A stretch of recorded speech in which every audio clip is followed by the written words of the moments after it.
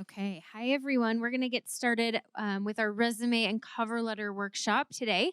As I hope you all know now, my name is Tony. I have a guest presenter with me today. I'm going to let her do a little intro. Hi, my name is Alex. I am a graduate of uh, November 2017. I graduated with a finance degree. I now work in finance in private equity at a firm called Partners Group, which is here in Denver. So happy to be here. I also interned with Morgan Stanley. So all finance all the time. All right. Alex is a great person to do an informational interview with. If you haven't done that yet, or if you're still looking for someone, if you're interested in wealth management, private equity, finance in general, she would be awesome to talk to. So take advantage afterwards. Come talk to her, maybe trade contact info.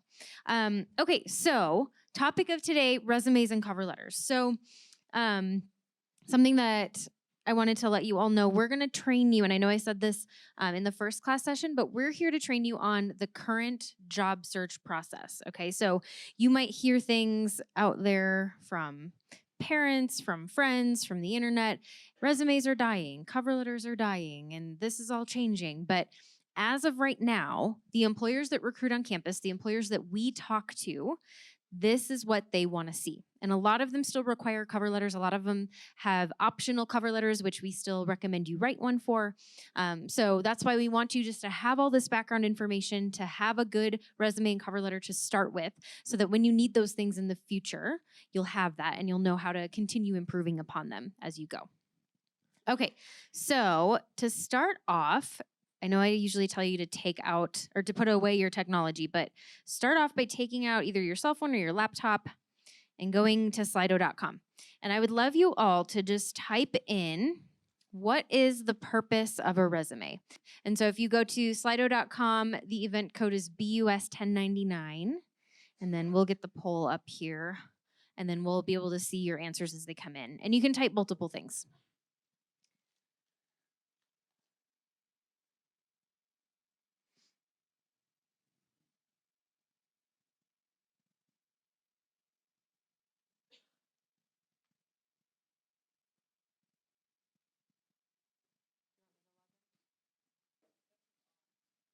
Oh, let's try this.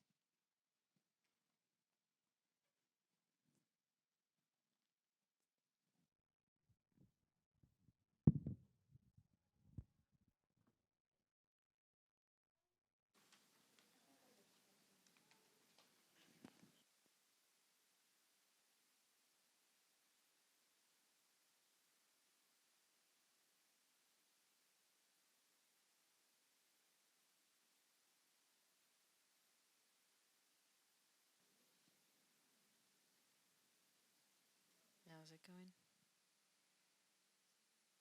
Okay, let's try this.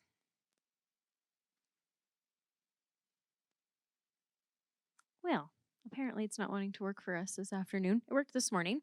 Does anyone want to offer what they typed in and kind of say it out loud? Yeah, I see a hand up there.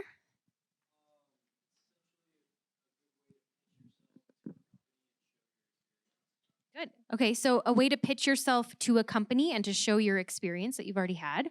What else? Yeah.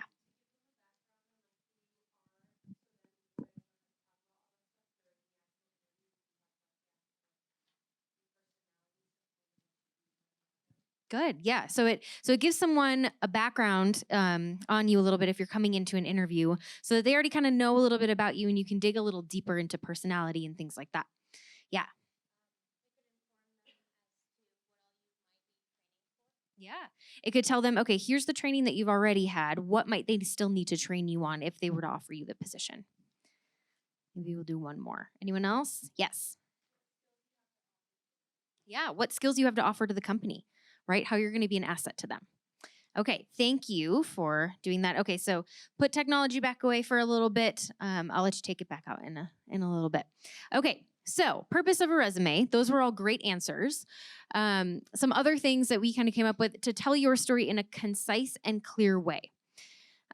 Employers look at your resumes very, very quickly. So you need it to be concise. You need it to be straight to the point. So we'll talk a little bit about that today. To show your reader that your experiences are a fit for the specific position. So we recommend tailoring your documents every time you apply for something or bring your resume to an event or a meet and greet. We want you to tailor it a little bit. So we'll talk about that. And then to represent your personal brand on paper. So this resume could be your first impression. And most of the time when you're applying for jobs, it is. A lot of times that's what employers see, that's what recruiters see when they're looking at your submission before they even meet you in person. So take this seriously. The more work you put into your resume, the better. This is your job search. It's your personal brand. So you want it to be free from typos. You want it to be a clear representation of who you are.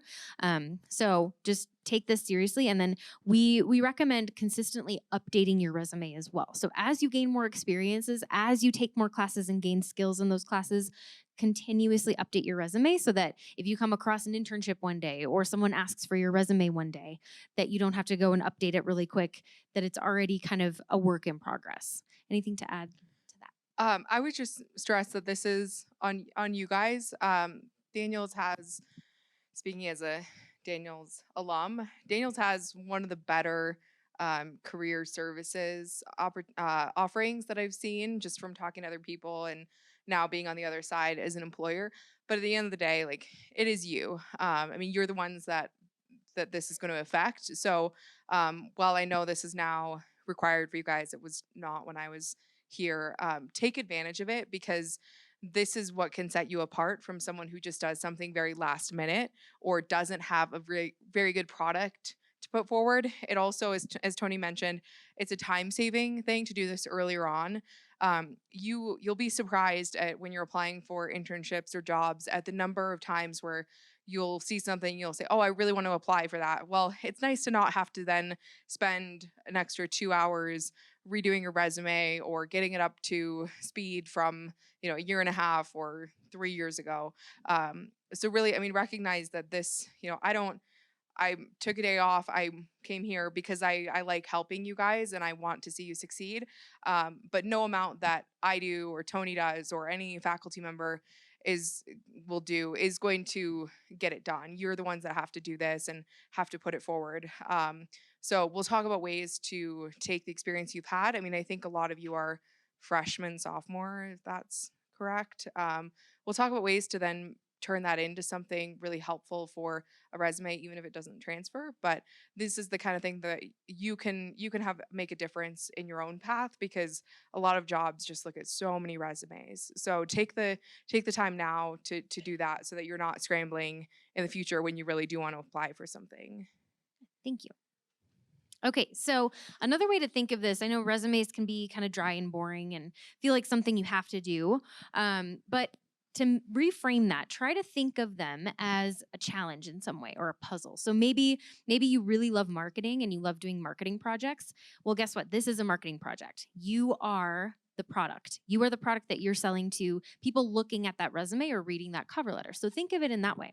Another way you can think of it is a challenge or a puzzle. Like I said before, if you really enjoy puzzles, a research project. So if you really love doing research and you're into that kind of thing, researching companies, researching different career paths and figuring out, okay, how can I make my resume fit that industry or that career path? And then an exercise in self-reflection, really sitting down and thinking, okay, what is my experience? What is my brand that I want to put out there in the business world? How do I want my document to look? So I know resumes, when you hear the word resume, it doesn't sound super exciting, but maybe think of it in this way, and it can be a little bit more fun for you to work on. Okay, so why do we have a recommended Daniels format? So you might look at our format, our examples on Canvas. We have a fill in the blank document too that you can utilize and say, well, this is really boring. Well, that's for a reason. Employers like simplicity. They want to be able to look at it really quickly, to be able to grab that information that they need. And then also it's to avoid bias. So for example, if you have a picture on your resume, a lot of HR departments and different companies, that is a really big problem for them because they're trying to avoid bias in their hiring process. So if you have a picture on there, that might, have some implicit bias attached to it. So they're trying to just avoid that piece of it. And then it's easier for applicant tracking systems to read. So the format that we recommend, we've done research with employers and talked to them about, okay, what do your systems look for? And what do you like to see on resumes? So applicant tracking systems, if you're not familiar with that, which I bet a lot of you aren't, and that's okay. A lot of companies use these before a real person even sees your resume. So when you're sending something in online, these systems can read through your documents and pick out keywords before a real person even sees it. So we want those systems to be able to read your documents so you don't get weeded out in that first round before you even get to the recruiter or get to that hiring manager. Anything you want to add there? Sure. Yeah. So the firm I work for, Partners Group, we have a class of analysts. So each year we hire a class of analysts. I'm in a class of 16 who started in 2018, and then we just had our 2019 class start. For the 2019 class, we hired 9 people in the U.S., and for that same class, the number of resumes we got was around 1,400, not more. So when you factor in like how many we're looking at, whether it's a system looking at it or an HR person or a team looking at it, that's so many for one person to be looking at, or for, as a first stop. You need to make it really easy for them to see what's going on in your resume. And having something like weird, I mean, I hate to use the term, but weird fonts, like, or pictures or tables or graphics, is just not, it's not helpful for that first round. And I've heard of companies that just won't even look at somebody if their resume doesn't feed through to whatever system they're using, or if it's not in a specific format that is easily readable, they just won't even look at it. So while it may not be fun to say there's no creativity in this portion of it, there's a reason for it. It's just because you factor in how many people are applying for these jobs. There needs to be sort of a standard format for these things. So there's definitely room to like show your personality and show that creativity in other ways. But this is one of those things where you want to make sure that it's in the right format, that you're sending it as a PDF. It sounds extreme, but I've known people at other firms that like they don't even look at a resume if it's sent in anything but a PDF. So save yourself the grief or the trouble of not getting past the first round for something as silly as just not putting it in the right format or having some font that can't be read by every computer or system out there. Thank you. Okay, so that was a good segue because getting creative with your resume, it is okay to do that in certain situations. So if you're going into graphic design or some really creative marketing field, sometimes it's okay to add those colors or graphics. I will say you should still start with that basic black and white resume and save those creative resumes for if you're emailing someone directly a PDF and you know that the formatting is not going to get messed up, or you're meeting someone in person and you're handing them the physical copy of your resume, because then you don't have to worry about a system not being able to read it. So that's why we kind of have you start off with that basic one, and then you can always get more creative later if it's appropriate for your industry. If you're not sure if it is, come talk to us and we can kind of let you know. So there is wiggle room later on. We just want you to kind of start with this basic format. Okay, so content, the actual layout of your resume. This should be the order. Your heading will go on the top. We'll talk about that. Education should be first for all of you because you're current students. Even if you've got work experience, even if you didn't start school right away after high school and you went and worked for a while and then came back, you are a current student. So that's going to be your most recent experience on there.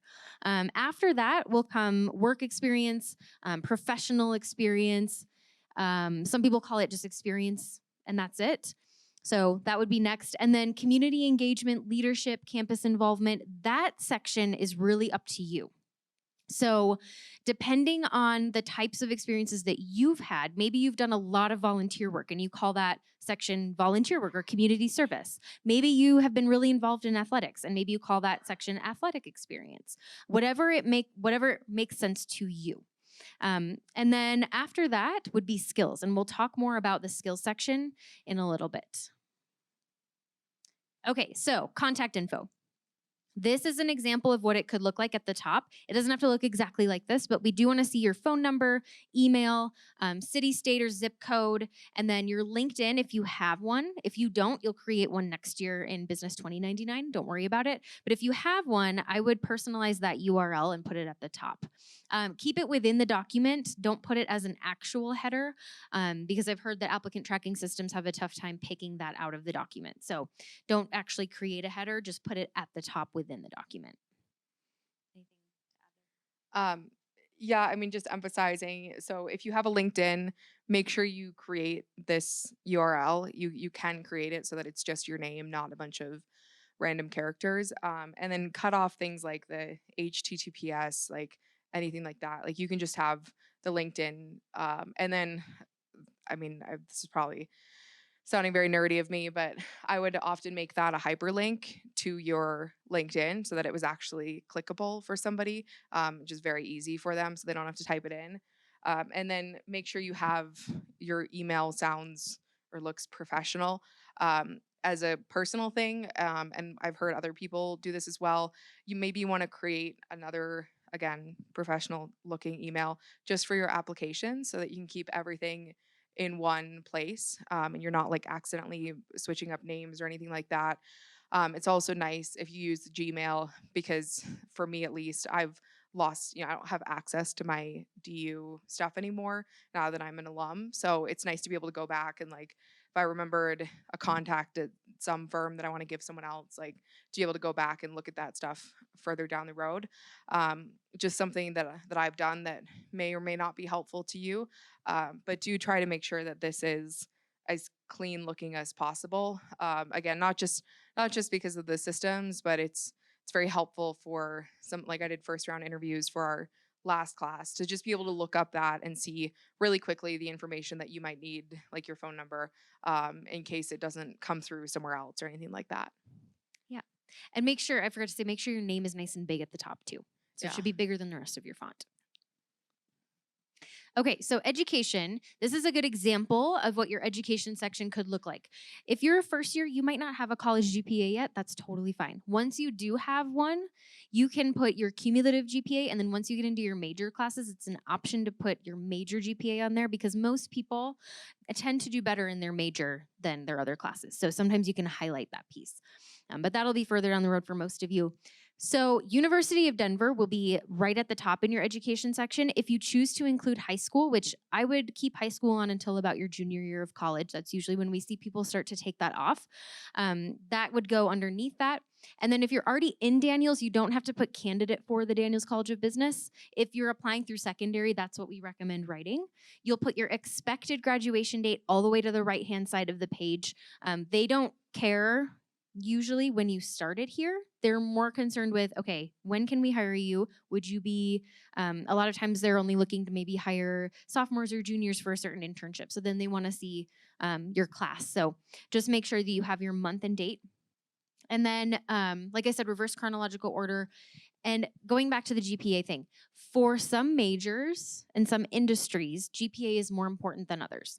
So if you're kind of wondering, okay, I'm not super proud of my GPA, should I put it on my resume? Should I not? Come talk to us about your specific career path or career trajectories, and we can kind of talk you through that and how you might navigate that situation. Anything to add there? Yeah, I mean, I would say like having been in finance, like finance and accounting, they tend to like that's the GPA is a deal breaker. So especially if it's something where there's a minimum GPA for just to apply, if you assuming you meet that, make sure you have it on there just so that the applicant tracking system can feed through and say yes, this person meets that requirement. Because there have been some times where somebody might have that GPA, but they just don't have it on their resume, and so they don't get passed through because the system, it's a binary response where it says like nope, it's not, they don't meet that because it's just not on there. So make sure, again, going back to like tailoring this, you might not need this for, might not need your GPA for some jobs, but for others, make sure you have it on there so that it can get picked up, or so that they can say, oh wow, you're at a 3.8, you're well above the minimum, things like that. It'll just depend on the job itself. Yeah. And then one other small detail I forgot to mention. You are all, if you're in Daniels or going to be in Daniels, you're getting a Bachelor of Science Business Administration, and then you would put dash your major, and then under that you could put your minors. Unless you are accounting, then you are getting a Bachelor of Science in Accounting. Okay, that's the only major that's different. Otherwise, you are all getting a BSBA, and then you would put your specific major after that. So, just a side note there. Okay, so this is going to be moving into your experience section. Do not do this. Do not write paragraphs, okay? That's really hard for the eye to scan quickly. So if you have a document with a bunch of paragraphs on it, especially a resume, cover letter is a different story, but if you have a resume with a bunch of paragraphs on it, no one's going to take the time to read every single word on there. So you'll want it to look a little bit more like this. You're seeing strong action verbs, forged, utilized. We'll talk more about that. You're seeing quantifying. So 20 simultaneous orders, they're putting in numbers. These are not going to be complete sentences. Okay, it's a different style of writing probably than you're used to, but just make sure that you're starting all of them with an action verb or that adverb before the action verb. Another thing to keep in mind, you want the organization name, your job title, the dates that you worked there, and the city and state. So just make sure you're including all 4 of those things for your experiences as well. If you have an experience on your resume and you can only think of one bullet point for that job, maybe consider not putting that on your resume. If you can't come up with 2 bullet points about a job, it's probably not worth keeping on there. So we recommend about 2 to 5 for each work experience. So just keep that in mind. All right, so when you're writing these bullet points, these are the things. Oh, sorry. Yes. Yeah.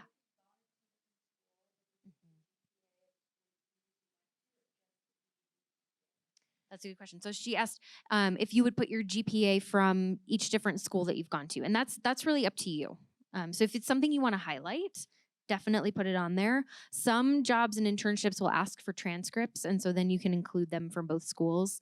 But yeah, if you come across that, you can definitely let us know. Yeah. Okay. Any other questions before we move on? Yes.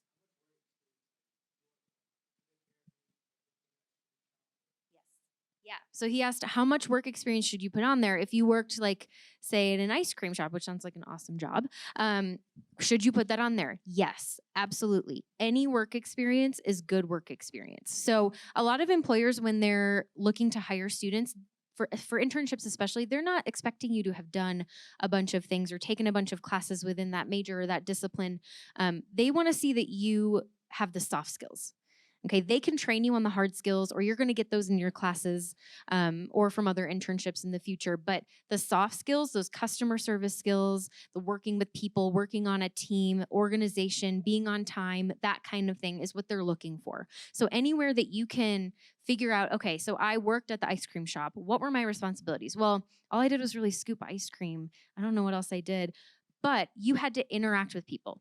You had to provide customer service. You had to count the money at the end of the day. Those are all things that show responsibility, that show that you can work with other people. And so definitely important. And we'll talk about those transferable skills. That's what we call them. So skills that you gained somewhere else that could be transferred over into other jobs in the future. Great question. Okay, so when you're writing these bullet points, you'll want to ask yourself these questions.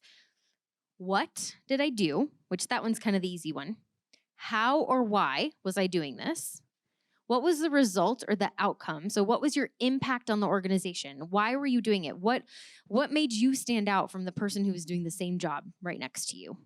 And then quantify, like we talked about before. So things like a budget you managed, or you trained 4 new people, or you increased your sales by 10%, or you worked in a team of 25, or whatever it might be. That gives the employer or whoever's reading that resume a really clear picture of exactly what you did in that role. And I'll show you an example of how that shows up later. I would just add for this one, if you think back to the Chili's example, these on your resume should hopefully lead to conversations and interviews. So going back to the Chili's, I mean, if that person had just put, "I worked at Chili's," like, cool, good job. Like, it doesn't really, like, what do you do with that? Versus this, they can say, okay, you talk about relationships. Well, maybe tell me about a time where you handled a not so good customer experience. Like, that leads to a better conversation than just telling them I worked at Chili's. So try and phrase these so that it pulls out more information and it highlights those skills that you might have. And this, I mean, that's a great question about, what if I just worked at an ice cream shop? I mean, look, I work in private equity now. Like back in high school slash, first couple of years of college, I nannied. Like that was what I did. Doesn't really on paper have much to do with finance, but when you think about what I had to do nannying for, sometimes 7 kids at once, like that's a lot to juggle. Like that's very high stress. Getting screamed at by a toddler is pretty high stress. Like I can handle that. I can communicate. I communicated with parents. I built up to where I was nannying for multiple families. Like I could juggle that. Like those are the kind of skills that you want to highlight when you don't have direct experience. I mean my job, like for our analyst class, do we expect you to be able to come in and run our financial models? Yes. No, not at all. Like we're not looking for that. We want to see that you're willing to try, that you're willing to jump in there and get after something and go for it and communicate with people when you need help. So try and phrase these so that it highlights that. Maybe you worked at an ice cream shop. Maybe you served 100 customers during 1 hour. Maybe you opened up the store. Like whatever it is, give more color so that those transferable skills become more apparent to the person reading it rather than just like, oh yeah, I did this, but it doesn't really matter because now I want to do this. So none of that counts for that. Yeah. Yeah. And that's kind of up to you. You can see on our template what we recommend bolding and italicizing. That's all on Canvas. Yeah. Yeah. Yeah. Yep. It's bolded on here. All right. So moving forward. So we talked about action verbs. You all have a bullet point handout in front of you. On one side, we have some recommended action verbs. Vary these. Please do not write helped, helped, helped over and over again, or assisted, assisted. That's one that we see. Use this sheet to really describe what you did. Maybe you did assist someone doing something, but is there a better word for it? Try to avoid saying duties included or responsible for. And then be consistent. So if you did something, this is the most common thing, one of the most common things I correct on a resume. If you're currently doing something, verbs stay in present tense. If it's something from the past, put them in past tense. I'm going to say that again because I see it so often. If you're currently doing something, verbs in present tense. If it's something from before, verbs in past tense. Okay, we're all clear on that. Okay, so this is an example of how you might take that what bullet point and turn it into a much more how, why, impact, quantify bullet point. So the first one says baked cupcakes. That's kind of like a so what? Cool. Baked 300 cupcakes in 2 hours. That's quantifying. That's telling me a little more. That's a little more impressive. Baked 300 award-winning cupcakes in 2 hours, surpassing the competition by 50%. That tells me so much more as an employer than just that first one. So it shows me you might be competitive. You are organized. You have time management skills. This just tells me a whole lot more than that first one. So this is an example of how you might just increase the effectiveness of your own bullet points. And that's a perfect example. Like going through, having conducted interviews, if I saw that first bullet point, exactly, like it's just a cool, good job, so what? Probably not going to ask about it. If I saw the third bullet point, that's going to turn into a conversation. I want to hear about that. I want to hear about how excited you are that you won that award, whatever it is. So try and put yourself in the shoes of the interviewer or whoever's reading this and think about if that would make you want to have a conversation to learn more about that, if that makes sense. Thank you. Okay, the next section, like we talked about before, this one's kind of tailored to you even more so. So this section is super important though. Yes, employers want you to have experience. Yes, they want to see that you're doing well academically and you're taking your classes and you have a high GPA. But this is a lot of what they want to see as far as they're hiring a person. Okay, this is where you can show your personality a little bit more. What clubs were you involved in? Were you in Greek life? Were you in athletics? Did you do club sports? Did you volunteer a lot? This is where a lot of the conversations come from in those interviews because, yes, everyone's kind of taking the same classes and you might have the same similar GPAs and maybe you did kind of an internship that was sort of like your friends. But getting involved on campus or in the community is where you show Here's who I am as a person. Here's who you would really be working with if you hired me. Okay. They like to see this well roundedness. So in this section, you can format it the same way that you did your professional experience. You don't have to have bullet points, but if you were really involved somewhere, or maybe you don't have as much work experience, and that's okay, you build up this section even more and add bullet points here instead. So on our template, on our example, we don't have bullet points in this section. That doesn't mean you can't add them. Yes. Yep. Internships would be work experience. Yeah. Yep. Anything else? Even if it's for like a non-for-profit or like a, yeah. Yeah, even if it wasn't paid. Yeah, Yeah. Which hopefully they will be paid. Yes.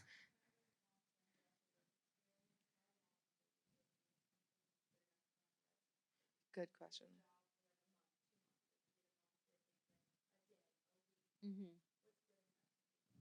Yeah.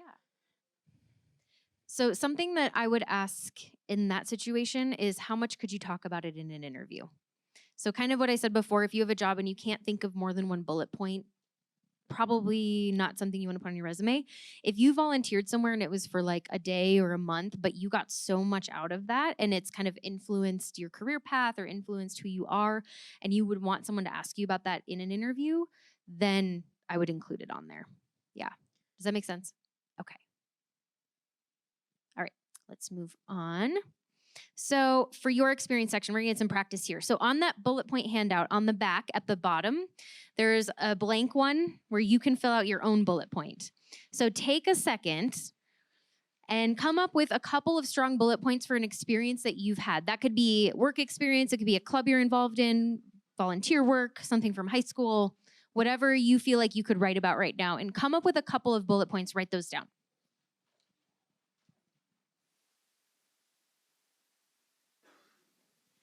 Okay, so hopefully you've got at least one bullet point written down.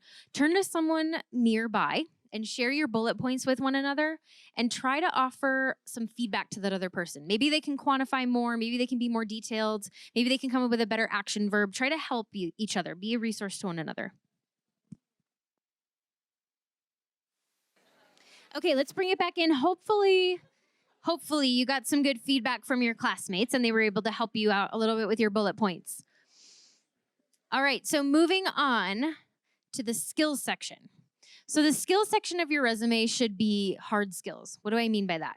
So these are skills that are like certificates. They're acquired through formal education or training. So think of these as your technical skills or languages. Anything like a soft skill like communication, teamwork, organization, time management, those don't belong in a skills section. The reason for that is anyone could go in and type those into your skills section. Anyone could just lie and type those in. If you have those skills, they should be worked into your bullet points because then you can provide concrete examples of how you use those skills and where they actually showed up. So things under your skills section could be, fluent in Spanish or conversational Mandarin or whatever it might be. Or it could be once you get your Microsoft Office certifications, you add those on there. Once you get later on into your major, maybe you add like financial modeling or Adobe Photoshop or whatever makes sense with your career path. Anything to add about that? Yeah, be very honest with yourself and your resume on things like languages. One of my classmates in my analyst program wrote on his resume that I think he's conversational in Mandarin, and he got interviewed in Mandarin. He is conversational in Mandarin, thankfully, so that went very well for him. But other people, it does not go very well. So just be be really honest, because some companies like I can almost guarantee that if someone puts that on their resume, we will find someone in our firm who speaks whatever language they're claiming to speak. So be very honest about that. Also, on these, from what I've seen, I mean, maybe this contradicts, but like I've seen people have really cool hard skills or training from things that they just got online. Like there's courses on things like Coursera or other things where you might be able to take like Wall Street Prep, stuff like that for finance. Please, like, feel free to put that on, especially if it's early on in your time here at DU and you do that extra work to go online. And I mean, I think it's yeah, Wall Street Prep. Like I did a bunch of those, and it was nice to be able to put that stuff on my resume, depending on what job I was looking at. So don't feel like it just has to wait until you get the right classes. Yeah.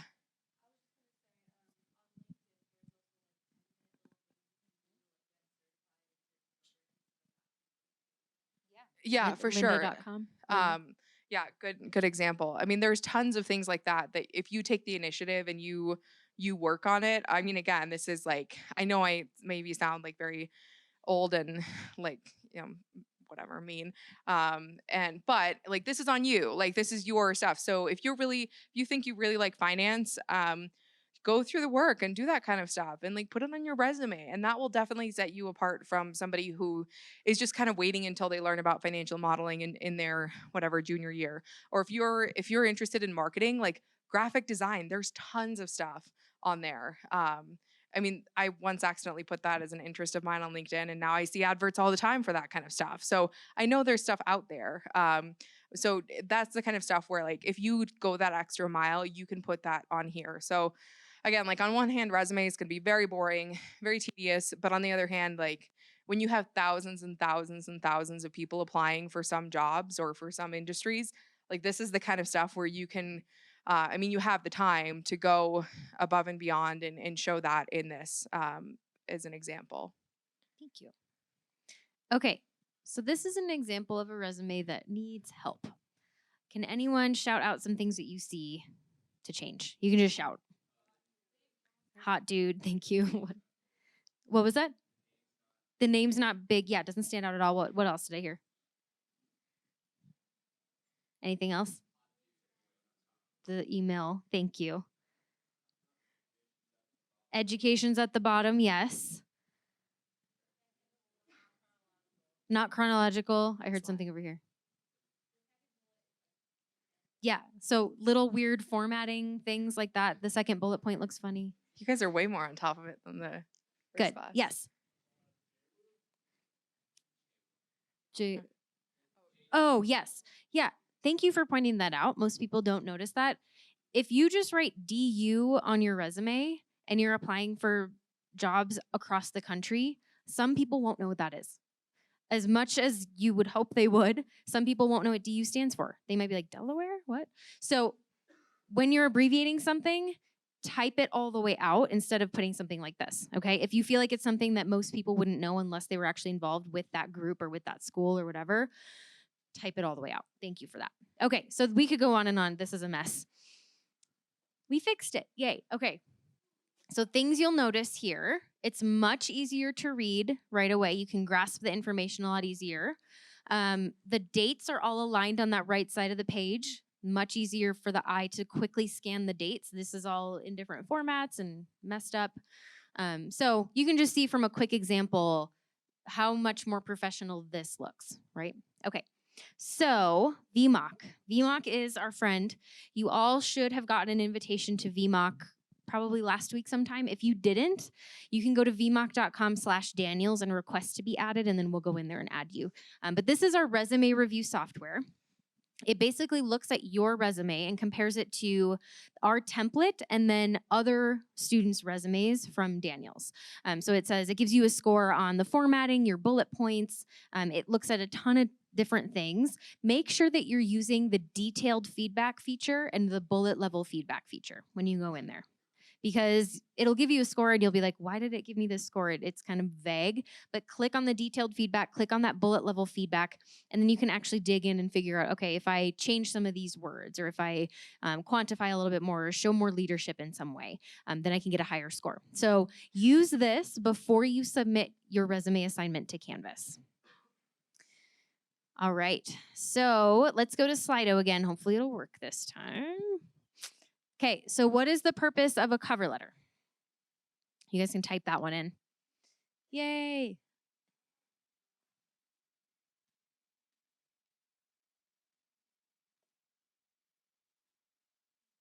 To get a job, yes, that helps. Snapshot of you. I have no idea. Good, we're going to talk about it. It's to introduce yourself. Yep. Show professionalism. Yeah, you have to do it so you don't fail the class. To get employed, yes. To show your interest, to show the company why you want that job, good. Extension of your resume, I like that. Introduce yourself with your voice. Good. Okay. So we came up with some things also. Shows your communication skills. So a lot of companies won't necessarily ask for a writing sample. This is what they'll use as your writing sample, your cover letter. So take it seriously, proofread it, have people review it for you. Another thing is to demonstrate why you want to apply to that specific job. So yes, you're submitting your resume, great, that gives your whole background, it talks about things you did, but sometimes it's like, okay, but why do you want to work here? And that's a good place to explain that. It highlights your character traits. That's kind of sometimes hard to get across in a resume, but you can show a lot more personality and character traits in a cover letter. And then it shows how the experiences on your resume actually relate to the qualifications that they're looking for. So we'll do a little exercise in a little bit, but looking at the keywords. So if they say, okay, we want someone with communication skills, and you could say, communication skills, got it. All right. So in my internship with blah, blah, blah, blah, blah, I used communication skills to work with my team or whatever. That's kind of a generic thing, but kind of going down that list of, okay, here's what you guys want. Here's what I have. Here's how they fit together. And then it should focus on the ways that you're helping that employer, not just on what you're going to learn from them. Sometimes they want to know that, especially for internships, what you're hoping to learn, but you want to focus on how you're going to be an asset for them. How are you going to make their company better by them hiring you? Anything to add?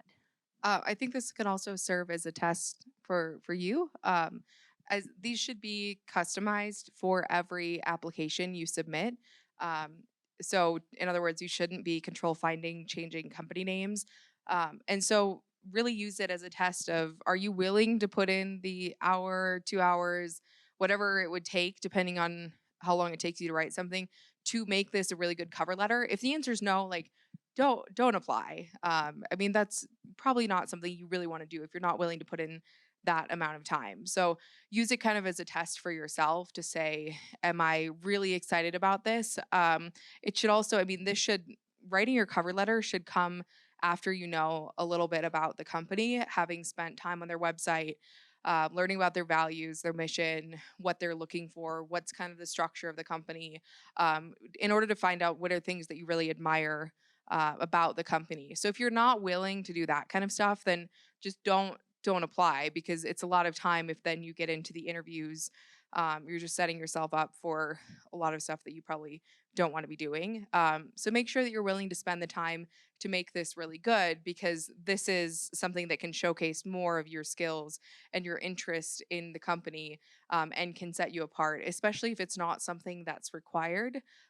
Some will require it, which obviously then you'd be going up against everyone else who has a cover letter. But it can also be something that will set you apart if they don't require it. So make sure that you're really interested, and you can make sure of that in part by asking yourself, am I really willing to sit down and spend 2 hours writing a cover letter for this? Thank you. Okay, so you all have a cover letter rubric for formatting, and this is also on Canvas. And then we have a cover letter template on Canvas too. So you should follow that very closely. It should look just like that template, except not the DU header and footer that we have on our example. It'll be weird if you apply with like Daniel's Career Services at the top of your cover letter. So take that kind of stuff off. So I won't go too much into the nitty gritty of the formatting. You can read that on your own and look at our template. So I'm going to talk through what to include in each paragraph. So before the paragraph, you'll have a salutation line. That should be addressed to the job contact, to a real person if you can find one. And we highly recommend trying to find who that real contact is. If you can't find it, address it to Dear Hiring Manager. Okay, so that's your option, but it's really going to make you stand out if you go above and beyond and find out who that person is that's actually hiring for the job. Sometimes it's in the job description, and that makes it really easy. Sometimes it takes a little digging on LinkedIn or coming to, and talking to us about, okay, who do we know at that company? Who can we maybe talk to? Or asking an alum that works there or something like that. Okay, so the first paragraph should be attention grabbing. It should make them want to keep reading. It should not start with, hi, my name is blank. Okay, that does not make me want to keep reading your cover letter, especially because your name's already at the top. You don't need to say that. So this should be where you're talking about why you want to apply for that company. Why did they stand out? Do you know someone that works there and they told you how awesome it is? Drop their name if that's okay with them. When you do that kind of thing, if you've done an informational interview with someone or you know someone in the company and you talk about them in your cover letter and say, just a quick sentence, I met with so and so and he's had a really great experience at your company. So that made me want to apply. Then that hiring manager, they look at your cover letter and they say, oh, you know so and so. I'm going to go ask him about you. And then so and so says, yeah, she's awesome. Give her an interview. So just little things like that. That's part of why we really encourage you to do that networking piece and talk to alums, talk to people that work at companies. All right, then the second paragraph, this is your sales pitch. This is where you're saying, here's all the things that I have that relate to what you need. So that's where you go down that checklist and say, okay, here's all the things you're looking for. I have like these 10 of them. So I'm going to highlight that and talk about where I got those things. This is where you look for those keywords. And then the last paragraph is where you restate your interest, you request action. So I look forward to meeting with you in person. I look forward to further discussing my skills in an interview, something like that. And then thank them for their time and consideration as well. So that's just a nice little thing to put at the end there. Anything to add about any of that stuff? Yeah, as far as the like dropping someone's name, use your best judgment on like um if that's appropriate or not. Again, like don't like, oh, I see like someone so and so went to DU and so I'm just going to put their name in there. Like make sure you have that relationship with that person before you do that, which is why it's helpful to start early. Given that I think a lot of you are freshmen, sophomore, you have the time to start doing that stuff. And also keep in mind, like if you're applying to a smaller company, and by that I mean like where people will, it's l- few enough employees where like people will generally know each other and like know of people versus like a huge bank where there's thousands and thousands of people. If you're applying to a smaller company and you can see there is somebody who goes to DU or went to DU, make sure you reach out to them prior to applying. Because frankly, like we've had in my firm people that have applied from DU. And when people are like, "Oh, do you know this person?" and I'm like, "No, I've never talked to them." Um, it's kind of like it's not necessarily to your detriment, but it's definitely to your benefit to have talked to them because then I can say, oh yeah, I know them. They went to DU, talk to them a few times. Because people will talk. We do get asked about like candidates if we know them, if we've talked to them before. So take advantage of the fact that you're just starting out and work on that now more than fall of your senior year. You'll be surprised. People told me this. You'll be surprised at how much people want to help you when you're a student. I always heard that, and I was like, whatever, you don't know what you're talking about, which is probably what you're thinking now with me talking to you, which is ironic. But anyway, but now that I'm working, if I were to reach out to somebody, they'd be like, who is this girl? Why did like, what does she want from me? Like, I don't have time to talk to her. But when you're a student, people are much more willing to talk with you, share their experience, help you. So definitely take advantage of that so that when you get to writing a cover letter, you can speak to that and talk about how much you learned about the company from them, how much they talked about how much they've learned from the company, things like that. So use your best judgment with it, but definitely take advantage of your position and the fact that you're starting early, and form those relationships so that it can help you. And then the other thing is just when you read these, like give them to a friend, give them to your parents, give them to a mentor, whatever. Make sure that it calls a response that wants to keep talking to you. I read a lot of cover letters that I get to the end and I'm like, cool, like whatever. Like it doesn't really help me learn anything about them, doesn't make me want to talk to them more. And then I read other cover letters where they mention things about their experience or their interests where I'm like, oh yeah, that would be super cool at Partners Group. There was one girl who had in her cover letter, she led, I mean, different school, but she led like the sustainability club at her school.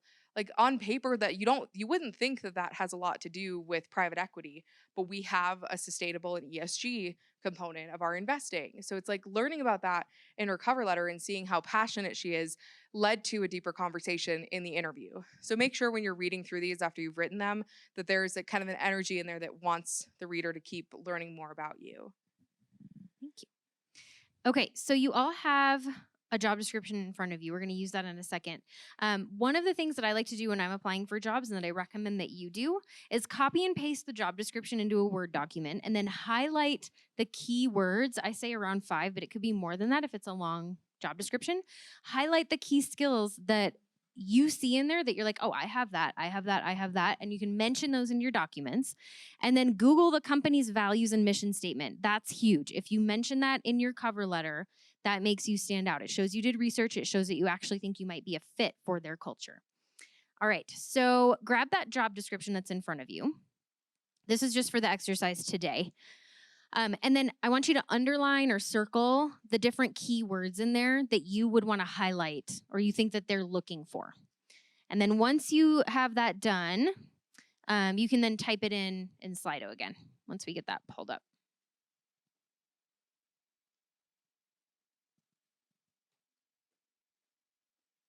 So any keywords, qualities, or skills that you see in this job description, go ahead and type that into the Slido.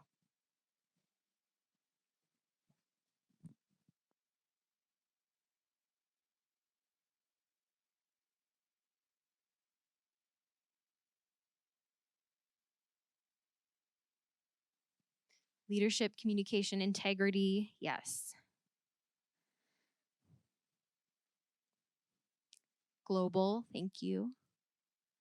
Motivated, interpersonal skills, yeah. Ethical, that's something you might highlight because guess what Daniel's values are? Ethics. Serve to grow, diverse. Achievements and academic, yes. Customer service. Okay, so you guys are picking out a lot of the good ones. So I'm glad that you saw some of those things because it's easy to look down here at these bullet points and say, oh, duh, that's what they're looking for, which yes, you should highlight those. But then if you read the rest of the job description, you can see global, you can see growth, diversified client base, highly motivated, academic and extracurricular.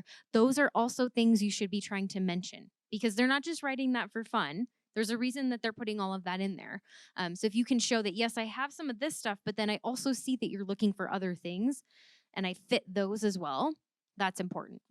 Okay, so for your cover letter for the assignment for this class, we want you to find an internship in Pioneer Careers and you'll write your cover letter tailored to that internship. You don't have to apply. You can apply. It's up to you. But we want you to be finding an actual internship in the system and writing a cover letter as if you were applying to that. So you'll go to the job listings tab. OCI means on-campus interviews, but OCI and job listings tab. You'll filter it by job type, which would be internship, the location that you'd want to be in. That could be Denver, it could be elsewhere. And then the industry or job function that you're kind of thinking about at this point. And then find one that you'd be interested in, write it based on that description. Other places you can look for internships if you are looking and you want to apply. Andrew Hudson's is a good one for local ones. LinkedIn has a student job section. UCAN is great for nationwide internships, and we can show you all of this if you come talk to us. And then Going Global is good for international positions.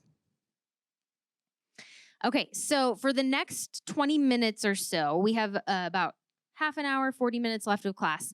I want you to open, you can either go into Canvas and open the blank resume template and start working in there on your resume. Maybe you're copying and pasting from an old resume. Maybe you're just tweaking one that you already have. If you've already done that, then go into Pioneer Careers and find that internship that you're going to write a cover letter for. So these are both due to Canvas by Friday of week 4, so Friday of next week. All of the assignment details are in Canvas and in your syllabus. And then check back in a few days after you submit it. I would say about a week or so, because we're probably going to provide most of you with some feedback that we want you to fix. And it's usually pretty simple, but just be checking that because we won't approve it and mark it as complete until you make those changes. So just always be checking that until you see the word complete in that grade book for that assignment. And then if you need any help, feel free to make an appointment. We also have drop-ins week 6, but if you want to meet with us before then, we've got availability. So grab or take out your blank resume template from Canvas or pull up Pioneer Careers.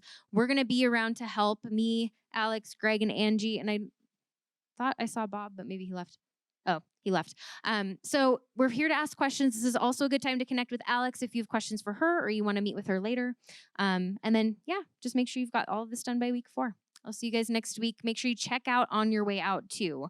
But I'd highly recommend staying and working on it while you have all of us.